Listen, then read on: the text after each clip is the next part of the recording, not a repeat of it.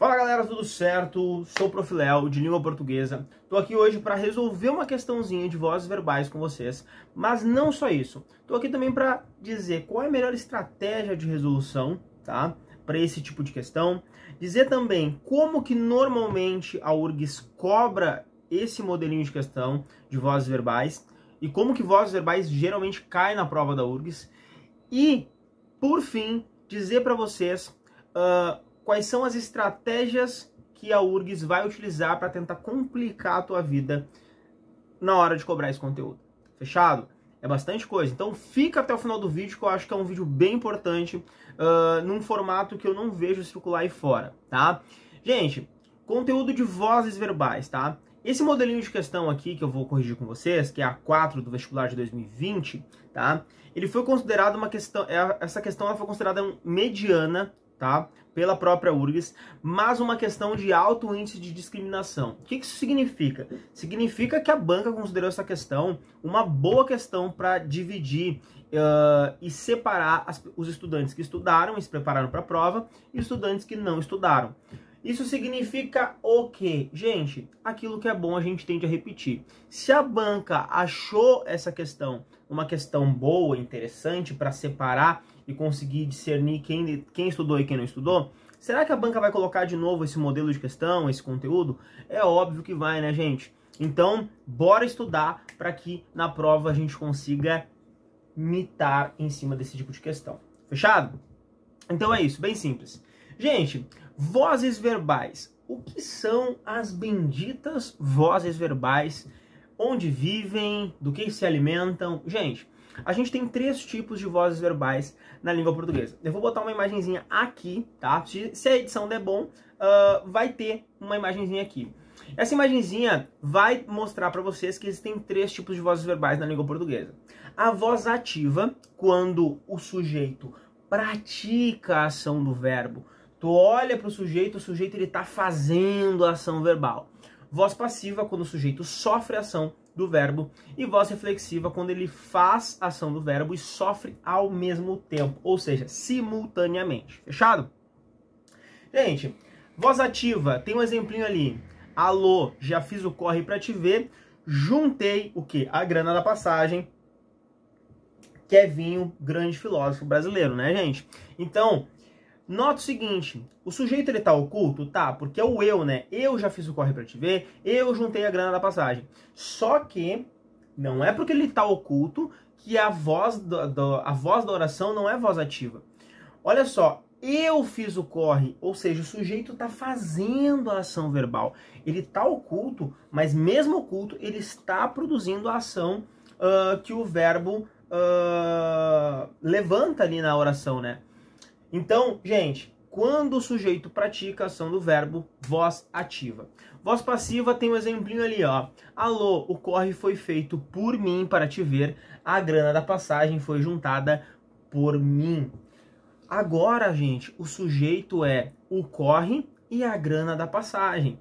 Esses 2 sujeitos, eles sofrem a ação do verbo. O corre ele foi feito e a grana foi juntada. Nota que essas 2 ações verbais, elas estão se sobrepondo ao sujeito. Quando isso acontece, a gente vai chamar de voz passiva e o sujeito vai ser um sujeito paciente. Fechado? Gente, aqui eu vou abrir um parênteses para vocês.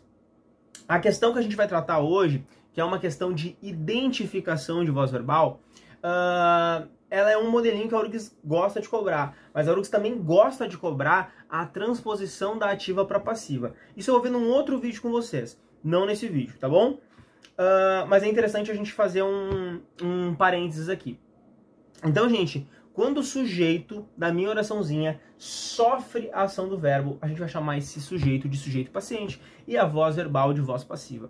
E a última voz verbal, que é a voz reflexiva, a URGS não costuma cobrar tanto, não dentro do conteúdo de vozes verbais, ela cobra mais em funções do C ou outras matérias lá, mas isso aí depois a gente vai ver também em outro vídeo.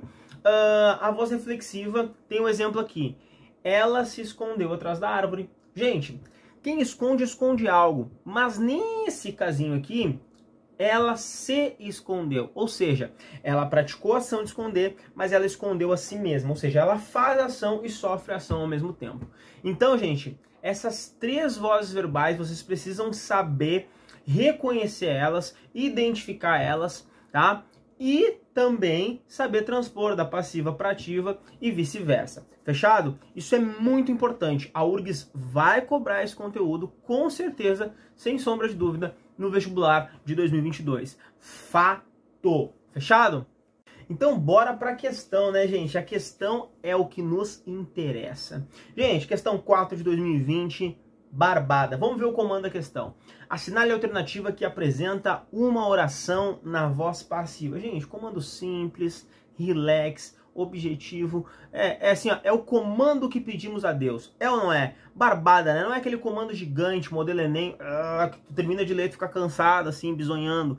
Então, gente, comando bom de ler, comando objetivo, muito bom o comando.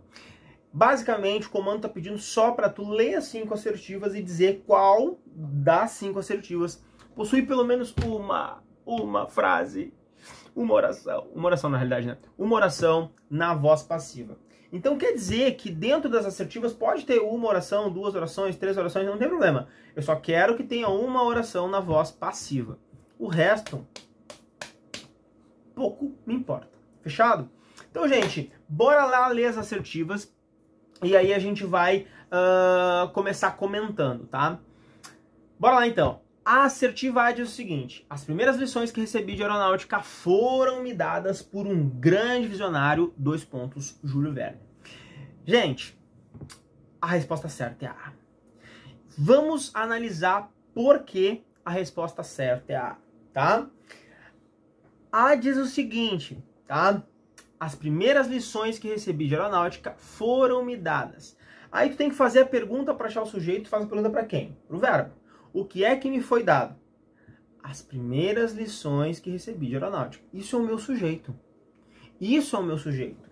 Só que concordam comigo que essas lições, elas estão sofrendo a ação de serem dadas? E o que é a voz passiva? Quando o sujeito sofre a ação. Então aqui a gente tem o nosso sujeito, as primeiras lições que recebi de aeronáutica. É o nosso sujeito paciente e a oração está na voz passiva sim, tá? Está na voz passiva sim. Bem tranquila essa questão, tá? Mas eu vou comentar, gente, nas outras assertivas o que a URGS aprontou aqui para tentar dificultar o nosso caminho para chegar na resposta certa. Fechado? Então, vamos lá. A primeira coisa que a URGS vai fazer para nos atrapalhar, ou pelo menos para tentar nos atrapalhar, é inserir elementos entre o sujeito e o nosso verbo. Porque se para achar e saber o que é voz passiva ou voz ativa, eu preciso saber se o sujeito está praticando ou sofrendo ação, eu preciso achar o verbo, fazer a pergunta para o verbo, para poder achar o meu sujeito e a partir disso fazer essa relação. Quando eu coloco elementos entre o sujeito e o verbo, eu dificulto a leitura do estudante. Eu deixo o estudante com mais elementos para trabalhar. E com mais elementos já fica mais difícil de acertar a questão. Qual elemento que a URGS intercalou aqui nessa assertiva A? Ela intercalou uma oração subordinada adjetiva, tá? As primeiras lições que recebi de aeronáutica. Que recebi de aeronáutica, que está sublinhadinho aqui na imagem, está adjetivando quais lições são essas. Então ali, gente, ali a URGS colocou, o texto na realidade que a URGS selecionou, coloca um elemento intercalado. Isso torna mais difícil, sim, a leitura do meu estudante. Então o estudante já tem mais elementos. Mas será que o verbo é recebi? Será que o verbo é foram? E aí já começa a ficar um pouco mais difícil. Além disso, lá no final a gente tem um aposto, né? Júlio Verne, que a URGS também costuma utilizar, tá? Gente, então essa é a primeira grande estratégia da URGS para o quê? Te ferrar, meu amor. Isso aí, te ferrar. Segunda grande estratégia, vamos lá então. Segunda grande estratégia da URGS para melar o nosso rolê, o nosso vestibularzinho querido, vai ser colocar nesse tipo de questão de identificação de vozes verbais, colocar muitos sujeitos ocultos ou sujeitos elípticos. Por quê, gente?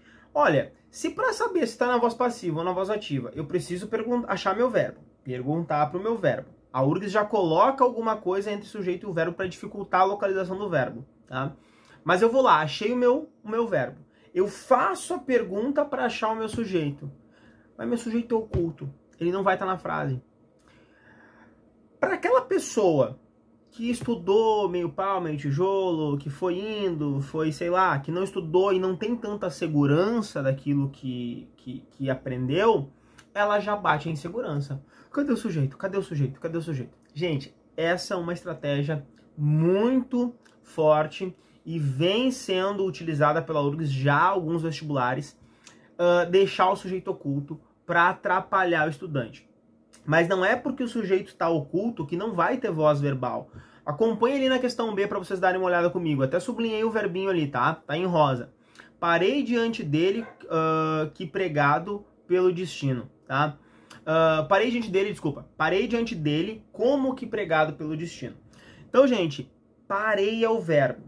Quem é que parou? Eu parei. O eu tá fora da frase, tá oculto, tá? Mas ele existe, é um sujeito.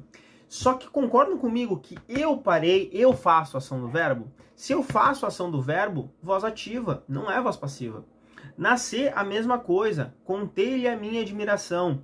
Quem contou? Eu contei. Mas eu fiz a ação de contar, voz ativa. Mas, novamente, o sujeito não está na frase. Na D, além de colocar um elemento intercalado, um adjunto adverbial gigante logo no início, ali, ó, diante do motor a petróleo, tá? Um adjunto adverbial de lugar, o verbo também possui um sujeito oculto. Tinha sentido. Novamente, eu tinha sentido. Eu produzi a ação de sentir. Então, desculpa, gente. Então, ali também tenho voz ativa. E na última, não é diferente. Chamou-me ao escritório. Ele chamou-me ao escritório. Ele, sujeito oculto. Então, mas ele fez a ação de chamar, voz ativa. Então, gente, aqui a gente tem duas estratégias nessa questão que a URGS geralmente usa para te atrapalhar e para tentar impedir que tu chegue na resposta certa. Primeira estratégia, intercalar elementos, tá, entre o sujeito e o verbo, para que tu não consiga achar o sujeito e aí tu não saiba se aquilo tá na voz passiva, na voz ativa ou até mesmo na reflexiva, tá? Segunda grande estratégia, deixar sujeitos elípticos, muitos sujeitos elípticos nas assertivas, para que se torne mais difícil a tua interpretação de se aquela oração está na voz ativa, na passiva ou na reflexiva. Fechado, gente? Então é isso. Espero que vocês tenham gostado. Espero que tenha ajudado vocês. Mas estudem vozes verbais, gente. Vai cair. É uma questão que a URGS gosta. É uma questão que a URGS considera como uma questão de alto índice de discriminação. Então, bora lá, cair pra dentro, que esse vestibular, essa aprovação é nossa. Abraço, gente. Tchau, tchau.